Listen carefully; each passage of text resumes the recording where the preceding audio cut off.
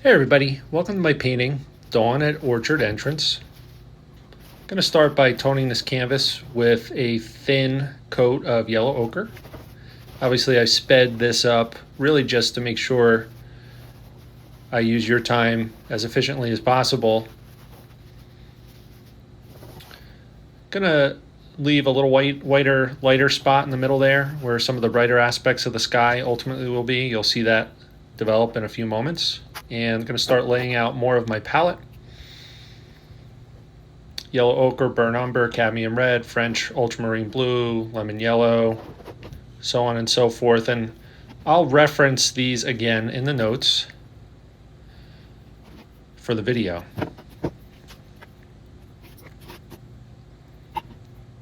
I'm going to start by brushing in some of the darker shadowy spots in the foreground.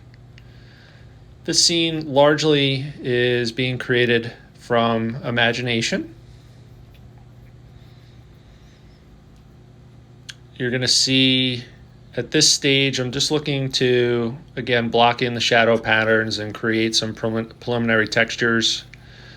And I'm going to go through a little bit of a process which is similar to tonalism, where I'll wipe some color on, wipe it off, wipe it on, wipe it off. Create some vague textures to hint at different shapes and create different effects like this pathway.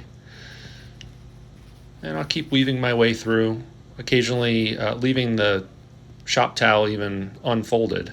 Now I'm going to put in some darker burnt umber tinted with black and a little hint of sap green. This area in the foreground is essentially backlit. So too will be the trees that I put in just a few moments. And when things are backlit, the positive shape that you're looking to render will be much darker than normal because they're essentially sitting in their own shadow. And that's the effect we're trying to create here. Now, one of the challenges when painting a backlit set of shapes like this is they can become uniform to the point where they're almost distracting. So really going to make a conscious effort to build variations within the textures as we go. You're going to see I'm painting on a birch panel covered with a thick coat of gesso. As a result of the gesso and the coat being so thick, there's a little bit of a texture, which you could actually see some of the striations in the sky. Now, in certain circumstances, I wouldn't want that. In this case, I do. I'm experimenting a little bit with using that texture to create more interest in the painting.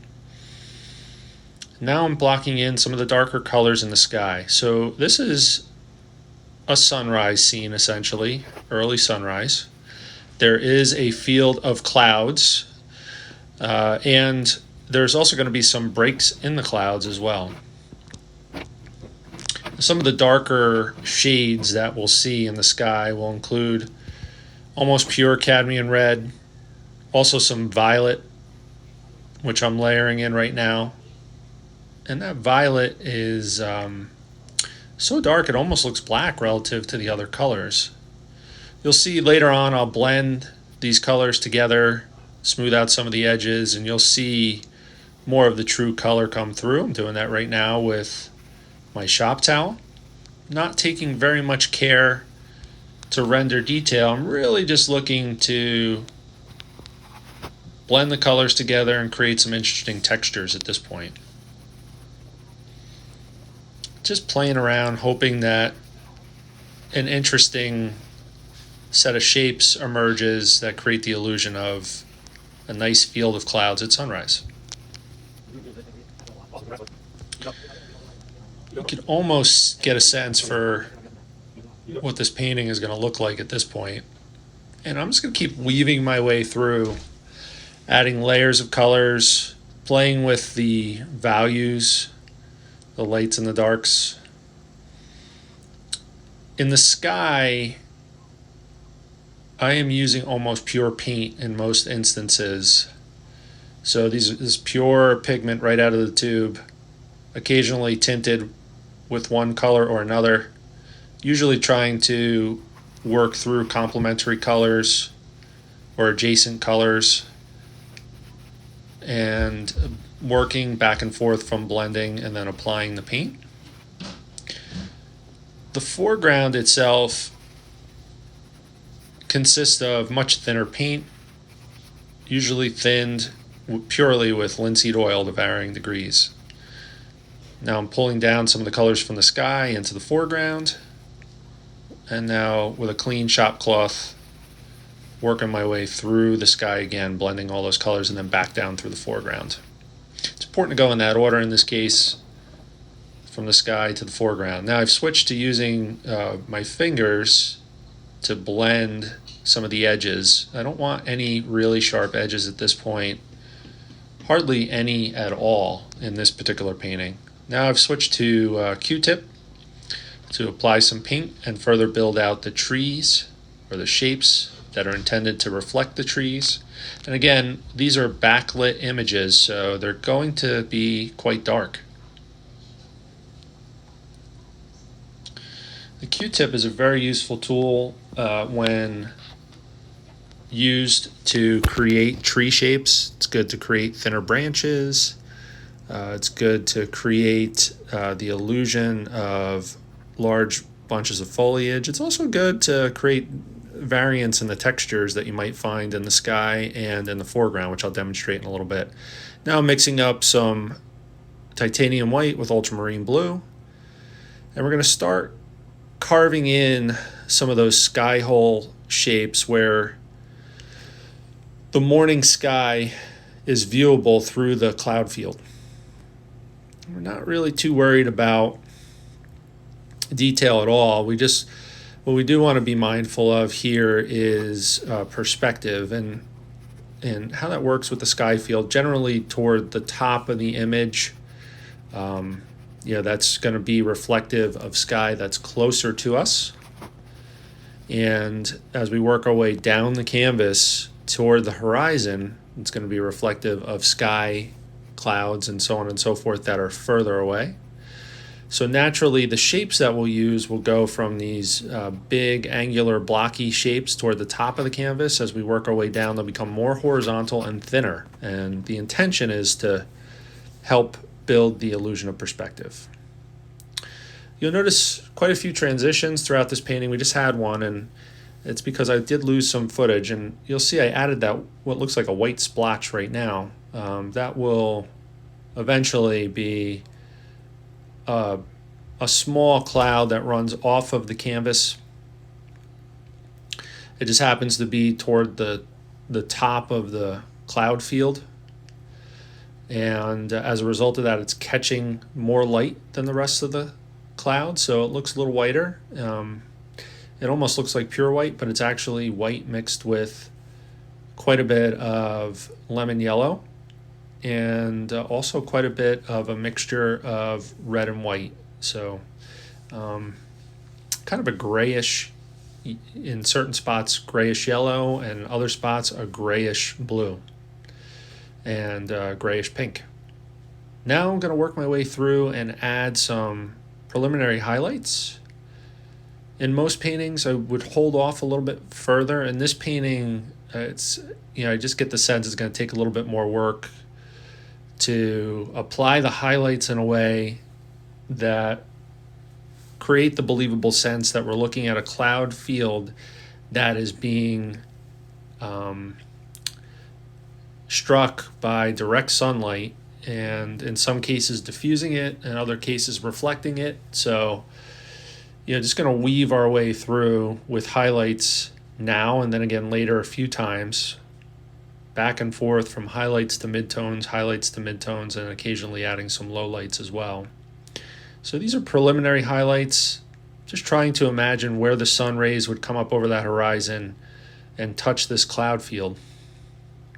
And again, in some cases, it's going to diffuse, the cloud field itself will diffuse the light. In some cases, it will reflect it directly. And now I'm blending with a loosely folded paper towel.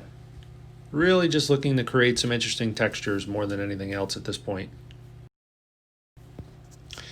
And at this point, you can get a sense for directionally where this painting is going. You know, we're getting close. The true elapsed time was about 45 minutes from beginning to end. And this sped up film footage that we're watching here is going to wrap up more closer to 15 minutes.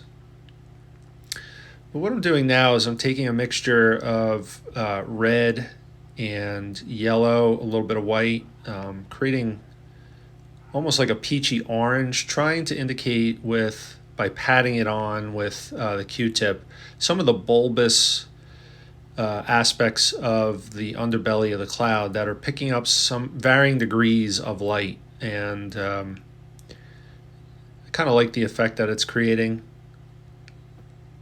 In a bigger painting, I would need a bigger tool to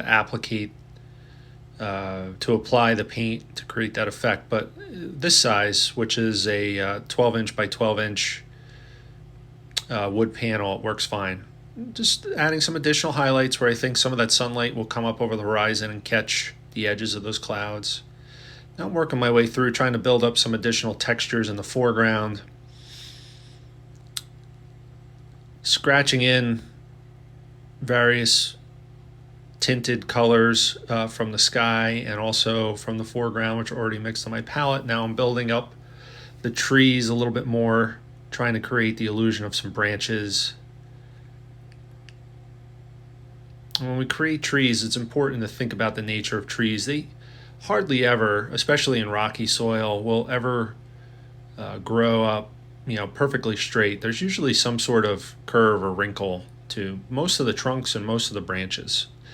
And I think that makes them much more interesting. So I'll continue to build these out. I'll try to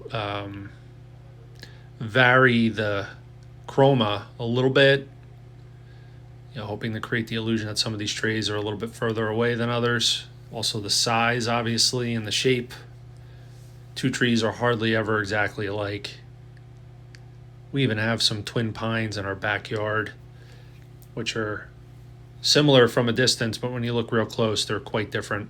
And I've painted them a couple times, so I've really had a chance to take a good long look. They also sit under our little fire ring, our little fire pit that we have in the backyard. So spent a lot of time looking at them, and most people think they're identical, but they're really not. When you take a close look, most trees are very unique. So going through, scrubbing, trying to create some unique texture, hopefully the illusion of grass or straw and rocks within those patches of darker colors that lie alongside of the pathway.